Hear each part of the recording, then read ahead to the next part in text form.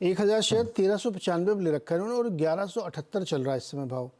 क्या क्या राय बनती लक्ष्मण इंडस्ट्रीज पे? देखिए, अगर आप इसका वीकली चार्ट देखें तो मुझे लगता है कि ये थोड़ा यहाँ पे बॉटम बन रहा है। 1000-1100 कहीं ना कहीं यहाँ पे लगता है बॉटम बन रहा है, लेकिन एट द सेम टाइम हम यहाँ पे बड़े टारगेट्स नहीं ले सकते क्योंकि काउंटर में ऊपरी लेवल से बिकवाली आती रहती है। लेकिन एक बात है, मुझे लगता है अगर यहाँ से कहाँ तक जा सकता है, तो मुझे लगता है 1280 से लेके 1300 ये इसका पहला टारगेट होगा। और अगर मैं सही हूं तो प्रोबेबली 1380 से लेके 1400 ये इसका सेकंड टारगेट होगा। तो इस लेवल पे तो मैं डेफिनेटली ये कहूंगा आप बने रहे। स्टॉप लॉस जो रहेगा वो रहेगा 1100 का। ओके। अच्छा, अविनाश कुमार, अडानी पावर के 100 शेयर हैं 620 पर और समर थीम वही 3 महीने। पिछले बुधवार को भी आपने यही पूछा था, क्या एवरेज करें या और खरीदें, क्या करें इस लेवल पे?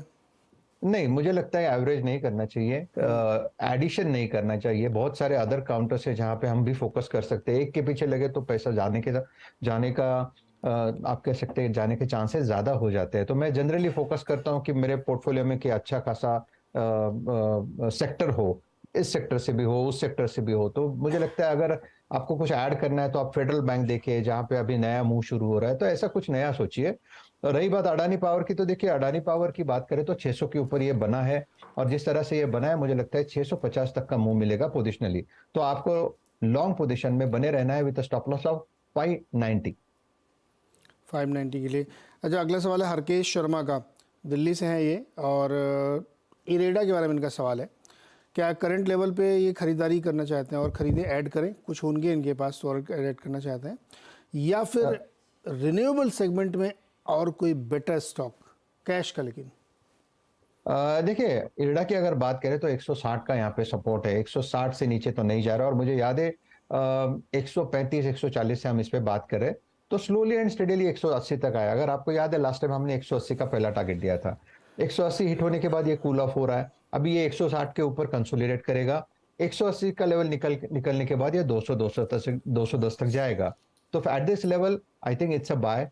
स्टॉप लॉस जो होगा वो रहेगा 150 का। ओके। श्रीराम बिश्नोई ने बहुत सारे शेयर एक साथ लिख दिए हैं, HPCL, IGL, SRF, नवीन फ्लोरिन, हैवेल्स, सब पूरा पोर्टफोलियो है इनका।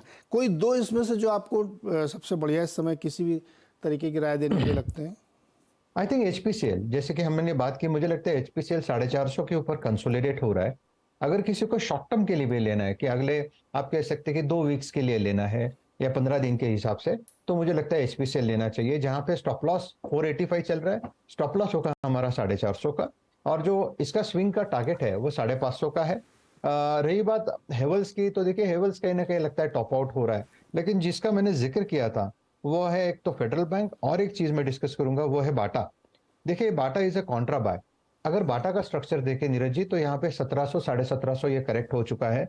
अपनी इंपॉर्टेंट सपोर्ट पे खड़ा है 1350 का, और यहाँ से एक रैली मिलनी चाहिए करीबन 1500 तक। तो बाटा ये हमारे टॉप लिस्ट पे है फिलहाल। ओके। सोने का दाम बहुत बढ़ गया है, तो क्या मुथूट फाइनेंस को इसका फ़ायदा हो सकता है क्या? ये अमित झा का सवाल है, वो मैंने अपने मन से जोड़ दिया सोने वाला।